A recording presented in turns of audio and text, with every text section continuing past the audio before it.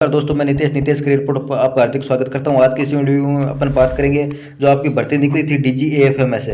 तो बहुत सारे बच्चों को बार बार ये डाउट था कि सर उसकी कोई अपडेट नहीं आ रहा, कहीं भर्ती कैंसिल तो नहीं होगी। हमने फॉर्म अप्लाई किया था, ऑनलाइन इसका फॉर्म था, तो कब तक एडमिट कार्ड आएगा। तो उनका सबका इंतजार खत्म हो चुका है। जिन जिन बच्चों ने भी DGAFM का फॉर्म भरा था उन सब के लिए गुड न्यूज़ आ चुकी है। जो आपका फॉर्म था अप्लाई, वो 7 जनवरी 2025 से लेकर जो 6 फरवरी है 2025 तक आपका ऑनलाइन फॉर्म अप्लाई हुआ था, जिसमें आपकी बहुत सारी पोस्ट थी। LDC थी, MTS वगैरह, कुक वगैरह, मतलब खूब सारी पोस्ट थी। तो आपने सब ने फॉर्म डाला होगा। तो आप लोगों के लिए जो एग्ज़ाम डेट है वो आ चुकी है। कौन कौन सी सिटीज़ है, क्या कुछ है, तो उसके बारे में बात करेंगे। ये जो आपकी वेबसाइट है DGFMS, यहाँ से आपको एडमिट कार्ड डाउनलोड करना होगा। ऑनलाइन ही आपको एडमिट कार्ड आएगा, ठीक है। तो अभी आगे बात करते हैं अपन। आपको मैं सबको बता दूं कि इसमें आपका जो एग्जाम शीट है वो कल आपकी 24 तारीख को एग्जाम शीट जारी कर दी जाएगी। आज 23 तारीख है, कल 24 मई है, तो 24 मई को आपको एग्जाम शीट जारी कर दी जाएगी कि आपको किस सिटी में आपका एग्जाम होगा, ठीक है। और जो 30 मई है उसको आप एडमिट कार्ड डाउनलोड होना शुरू हो जाएगा। और जो आपका एग्जाम डेट है वो आपके 3 जून से लेकर 6 जून तक रहने वाला है, ठीक है। इन्होंने आपकी 8 एग्जाम शीटें जारी करी थी आपके नोटिफिकेशन के टाइम। उसमें एक तो थी आपकी लखनऊ, ठीक है, और दूसरी थी आपकी दिल्ली, तीसरा मुंबई था, चौथा है वो आपका बेंगलोर था, पांचवा आपका चंडीगढ़ था, और छठा कोलकाता था, सातवां पुणे था, और आठवां था वो आपको गुवाहाटी था। तो ये 8 सेंटर दिए गए हैं। जरूरी नहीं है कि आपको इन्हें 8 में से मिले, इनके बढ़ने की भी पूरी संभावना है, क्योंकि इनके पास ऑनलाइन होने की वजह से फॉर्म बहुत ज़्यादा चले गए और इनकी इतनी तैयारी है नहीं कि इतने सेंटर पर ये करवा पाएँ मेरे हिसाब से। तो क्योंकि इनको सेंटर बढ़ाने पड़ेंगे, तो हो सकता है आपके आसपास भी कोई सेंटर इनका बन जाए और आपको वहीं एग्जाम देने का मौका मिल जाए। तो ये आपके लिए एक गुड चीज़ हो जाएगी, ठीक है। तो ये आपके फ़ायदे की बात है। आप ही सोच के देखिए कि इन्होंने फॉर्म ऑनलाइन निकालने की वजह से फॉर्म 3 लाख से प्लस इनके हो गए थे, ठीक है। और इनको इतने सेंटर मिल नहीं रहे, और इनको 3 दिन में आपका एग्जाम पूरा कंप्लीट करवाना है, और उसमें 3 दिन में कैसे हो पाएगा। इनके पास इतनी व्यवस्था बिल्कुल नहीं है। भर्ती की सबसे अच्छी बात ये रहने वाली है कि इसमें आप सबको मौका मिलने वाला है, ठीक है।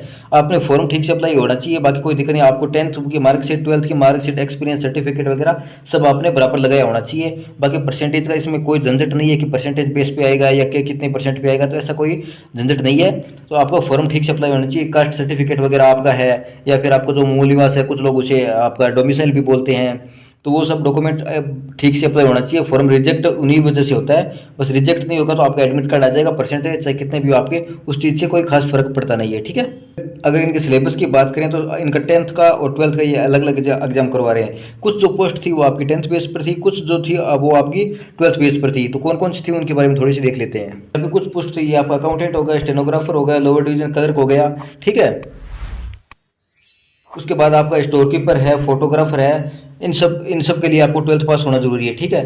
फायरमैन है, इनके लिए 10th जरूरी है। फायरमैन है, कुक है, लैब अटेंडेंट, मल्टीटास्क स्टाफ यानी MTS वगैरह, ट्रेडमैन, मेड, इन सब के लिए आपको 10th पास होना जरूरी है। तो ये 2 तरीके से आपका एग्जाम करवाएंगे। हर दिन आपकी 2 शिफ्ट में आपका एग्जाम होगा, ठीक है। अगर सिलेबस की बात करें तो आपका चाहे 10th बेस हो चाहे 12th बेस हो, सिलेबस आपका एक ही रहने वाला है, कोई खास फर्क नहीं। इसमें आपका जो है वो 100 मार्क्स का आपका रिटर्न रहने वाला है। अब वो कितने क्वेश्चन देते हैं वो उन पर डिपेंड करता है, लेकिन 100 मार्क्स है तो 100 क्वेश्चन ही देंगे मेरे हिसाब से, क्योंकि हर क्वेश्चन 1 मार्क्स का हो जाएगा। अगर आप रिटर्न क्वालिफाई कर लेते हो उसके बाद आपको टाइपिंग टेस्ट यानी जो आपका ट्रेड टेस्ट जो भी है, LDC के लिए टाइपिंग टेस्ट करवाएंगे। MTS का तो बस पेपर ही और कुछ है नहीं। कुक है, उनके लिए उनसे खाना बनवा कर दिखाया जाएगा। बाकी जिस भी आपसे आपने ट्रेड से अप्लाई किया वो आपको पता ही होगा किस टाइप से ट्रेड टेस्ट होने वाला है। सिलेबस की बात करें तो इसमें आपके 4 ही सब्जेक्ट आने वाले हैं। जनरल इंटेलिजेंस यानी आपकी रीजनिंग है, न्यूमेरिकल है, एप्टीट्यूड यानी मैथ्स, इंग्लिश और आपकी GK, ये 4 ही आपके सब्जेक्ट रहने वाले मेन है। इसके अलावा आपको कुछ अलग से देखने को नहीं मिलेगा। साथ में अगर इसमें आपकी गुड न्यूज़ की बात करें तो गुड न्यूज़ ये है कि आपकी EME की भी भर्ती है ना, वो साथ में हो रही है।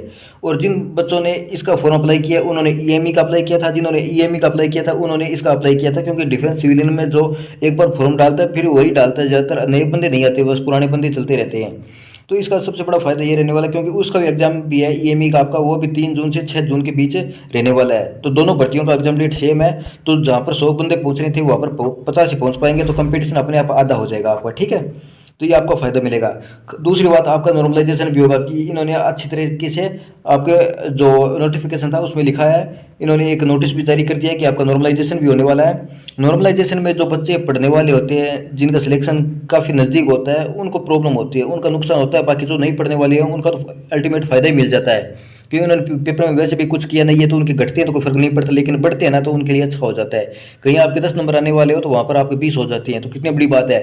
और जो पढ़ने वाला बच्चा है, इंटेलिजेंट है, जिसको सब कुछ आता है, उसकी शिफ्ट आसान दे दी तो उसने वैसे भी करना था, हार्ड दे देते तो भी कर लेना था, तो वो 20 की जगह 10 ही नंबर मिलेंगे उसको। उसने 20 का किया फिर भी 10 ही मिलेंगे, तो उसका नुकसान हो जाएगा।